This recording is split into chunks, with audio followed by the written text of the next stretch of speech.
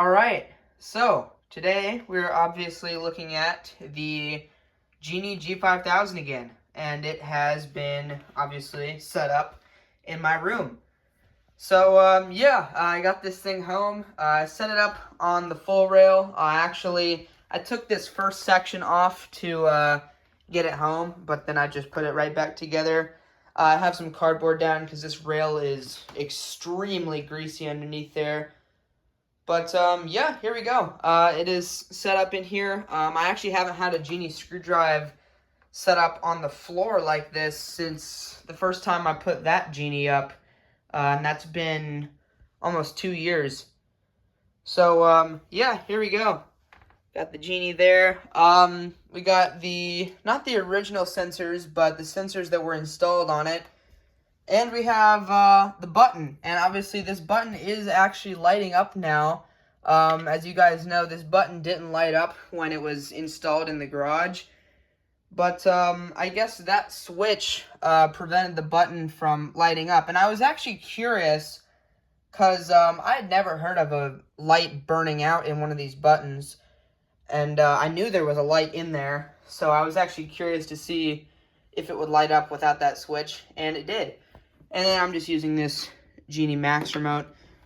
So, yeah, here it is. Obviously, the sensors, they have that plug thing there. So I just ran the wires to there. And then the wall buttons, I wired up the same as usual. There's a good thing of the date sticker there. Week 50, year 93. So December of 93 is when this thing was made. So, yeah. I guess let's go ahead and we will run it with the push button. Here we go.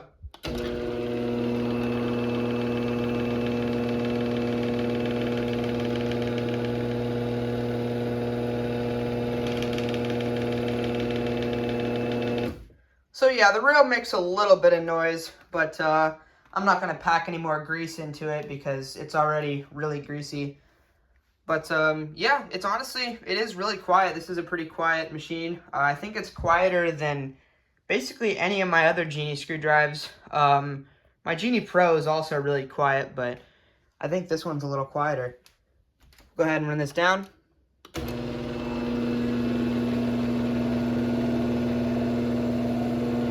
a little louder on the way down.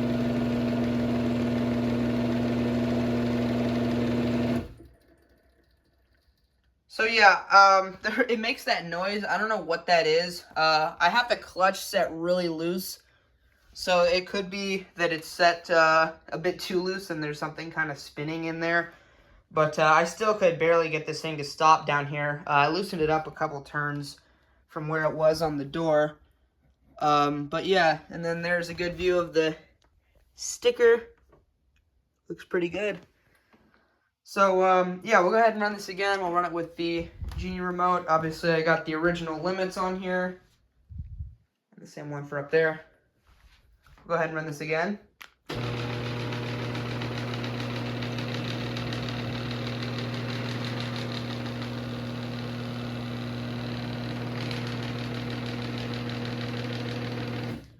So yeah, I have experience that if you put too much grease on these, they actually chatter a little bit more. So I really don't want to put any more grease on this. I'm okay with it chattering a little bit like this. I just don't want it to get too bad. But yeah, we'll go ahead and give it a sensor check here. Sensors work perfectly fine. So yeah, I had to put it on a 2x4 so the carriage would clear the floor because obviously the Genie rail comes out of the middle. So yeah, eventually I'll keep this set up for a little while. Eventually I'll put the rest of the rail away. The first section, like I said, you can't remove. So whenever I store it, I'll probably store it up on that top shelf, just kind of laid across there. But yeah, we'll go ahead and run this back down from back here. Genie remote.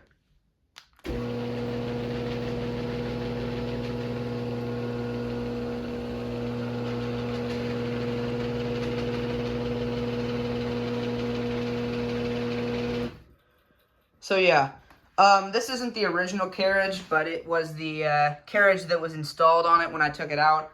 This carriage is actually still in really good shape. I was kind of wondering, it's almost 8 years old now, but that carriage is still in pretty good shape. It's really greasy, but yeah. Anyway, I also have the two 1245s set up over here, just for, you know, some nostalgia. And these three are definitely my three favorite machines, no questions asked. Even if I eventually sell all these other machines, I'm probably going to keep these three forever. Yeah, so these two are probably tied for my favorite machines. That one's probably second, just because I ran these two more when I was little. But yeah, anyway, we'll go ahead and run each of these here. I got the old 41A buttons set up on them.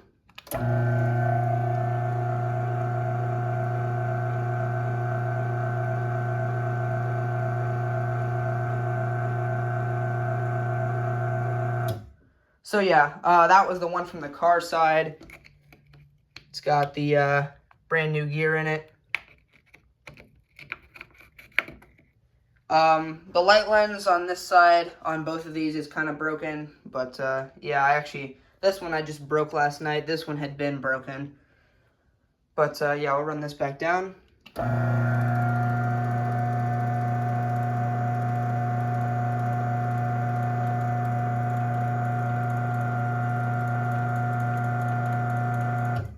So yeah, it makes a little bit of noise. I might need to grease the bearings or something. This one, before I put it away, I definitely need to grease because this one sounds horrible.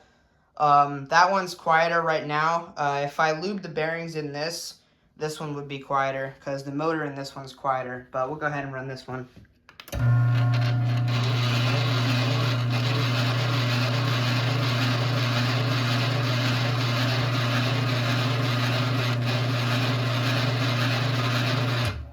So yeah, that sounds really bad.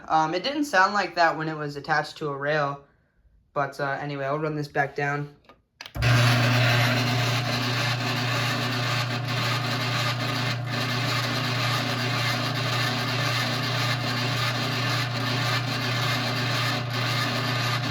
But yeah, this one was made May of 97. This one was made 10 of 96, October of 96. And then, like I said, this one was made December of 93. So, yeah, there you go. That's pretty much it. That's just the Genie setup in the collection for the first time. We'll run this one more time here with the wall button. Here we go.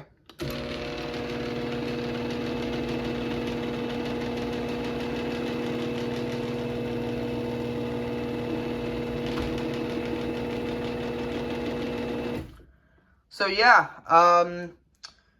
yeah, I guess we'll go ahead and run this back down.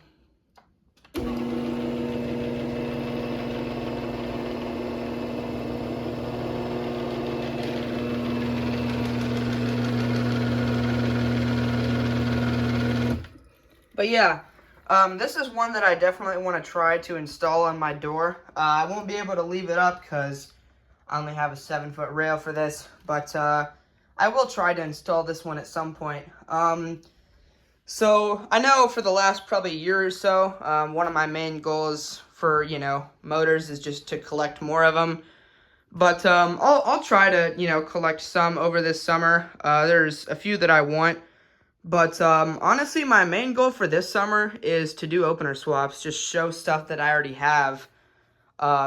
And, you know, like I said, there's still stuff that I want to get. I would say the main thing I want to get right now is a Stanley of some sort. I'd also like to get a Pro Max and a Genie Stealth. So I'd like to get those. I'd like to get an accelerator, but I'd only take an older one with the red case. But that's another one that I kind of want. I'd also like to have an older chain glide, one with the green case.